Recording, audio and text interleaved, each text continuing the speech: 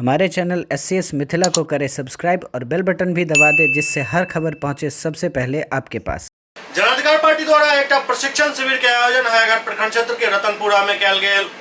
जनाधिकार party द्वारा आई हायाघाट प्रखंड क्षेत्र के रतनपुरा में एक प्रशिक्षण शिविर के आयोजन कल गेल, जहाँ में कार्यकर्ता सबके चुनाव से संबंधित प्रशिक्षण दिल गेल। कार्यक्रम में काफी संख्या में कार्यकर्ता सब भाग लेलन।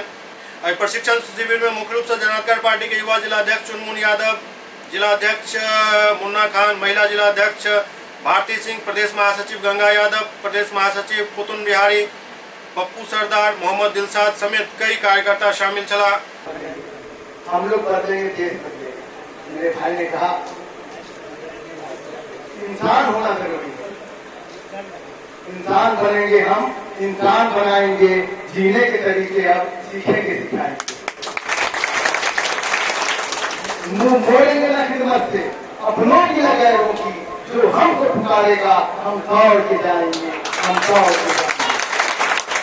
जब विकास पार्टी का ये खुल रहा है, माननीय राष्ट्रीय अध्यक्ष महोदय ने जो काम करके बताया है, उन्होंने दरभंगा के अंदर में तस्वीर उठा कर दिया है, लगता है कि खूब की तरह काम कर रहा है।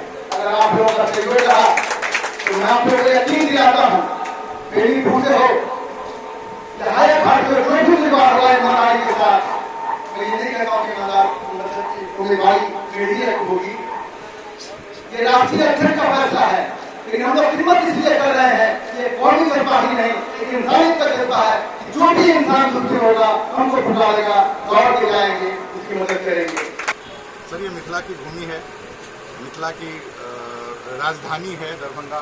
यहाँ आकर बहुत अधिक प्रसन्नता हुई और मैं आशा करता हूँ कि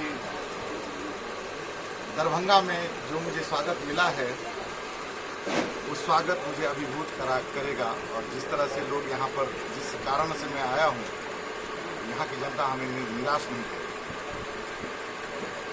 किस उद्देश्य से आज आपका आगमन हुआ है? कितने सीटों पर दरभंगा जिला में चुनाव प्रत्याशी करेंगे?